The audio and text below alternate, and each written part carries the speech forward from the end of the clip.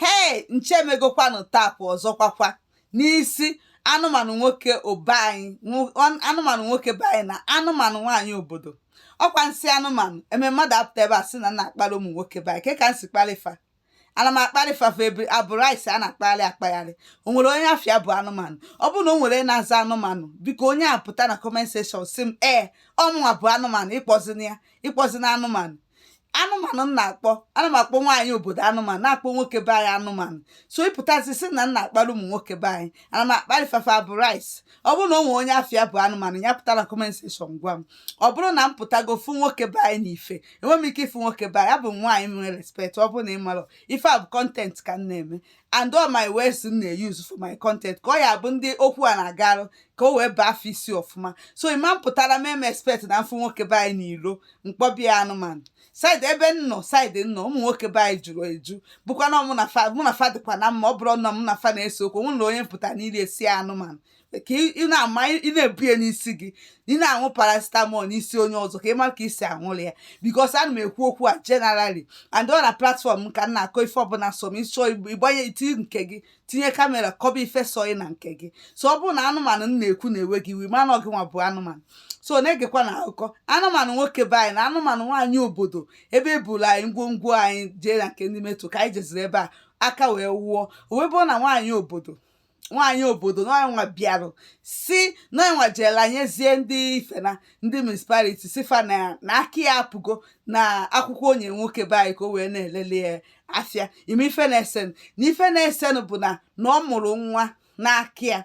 That's ọ mụrụ ụmụ ịtọ, ọ sị na ọ mụrụ ya ụmụ ịtọ, beti na mgbe nke nwoke ji wee jezie chọpụta na that's n'ime ụmụ ite a na ofu abụrụ nke ibu abụ ife bụ nke nwoke wee sị na ya achọzi na ya na-aba isigo. So aka nwe ọ na-enyeziri ya sọpọtụzi ya wit ụmụazị taa na ọ na-asị ya sọpọtụ ya. So ọ bịazie jezie chọrọkwa nwaanyị ọzọkwa, nwaanyị obodo ọzọ mụọ ofu nwa wit nwaanyị obodo nke a si nọ nke ọ dị shọ ya n'ọnwụ ya nọ nke akọ ya na-ebuzi ya nwa mmasị aka o esi wee sọtụbazie onwe ya. So nke nwaanyị wee sị gịnị na that license o ji ele afịa bụ nye nwa bụ ife nyere o wee sị for that na o eje kagbuo and ọ ya akagbuo mgbe nwaanyị nke nwoke na-amarọ o jeje kagbuo onye. O wee lụzie mgbe abịa bịa burie nke nwoke na-amakakwa nwunye m ma bebi ihe nwa bebi mama ya bebi nwa ya na nke nwa na nọkwanye nwa n'ọha afịa bụ ihe dị ebe a nke a ka akpọọ ya. Wee kpọọ nwaanyị wee yi yara wee bịawa. Anụmanụ nwaanyị wee bịa, ọ makwa ife ọ rụrụ mana ọ bịawara ka o wee menye enye ka o shie ya ọfụma. O wee bịa ebe a wee na-agwafa wee tesa ya na-agwafafa ebikwana ya na ọ ya jikwara akwụkwọ ya wee buru ife a for free. Na ife eji wee kpọọ ya ife a bụ na afịa ka dị n'akwụkwọ a na ya agwago fa na akwụkwọ nke oji a na-azị alụ ọrụ na ya nwejego kagbuo nọ n'ilu fa na-ekwue ndị mmadụ gbakọ. Otu a ka m si bụrụ sa anya bikos onye nta akụkọ ka mbụ ebe ọbụla idiri ife a mere anụmanụ nwoke be anyị and anụmanụ nwaanyị obodo ebe akụkọ fa gbara ka m na-eje ọfụma ka m wee nweta ife mma bịa kọsịa n'efere mba ụwa.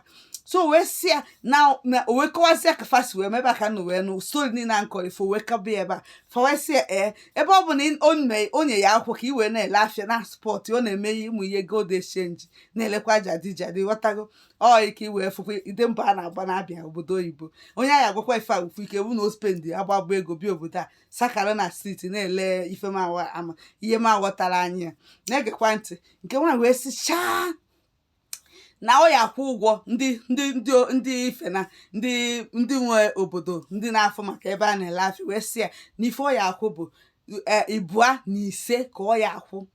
Ọkwụọ 2.5 then o jezie kaba alụ fụ na ebe ahụ ọ nọ ya na-achịzikwa n'azụ ebe a bikos na ọ na-achịta azụ ebe echi niile na-ebulie. Oke gwazie m lizin nwaanyị a ọ makwa na nwa ya ka nọkwa n'aka ya ka lizin o ejizikpazie ịdị agwa maka na nke nwoke si jezi chọrọ onye ọzọ mụọ nwa ifu ka ha si akakwugharị na-akpọ ha anụmanụ.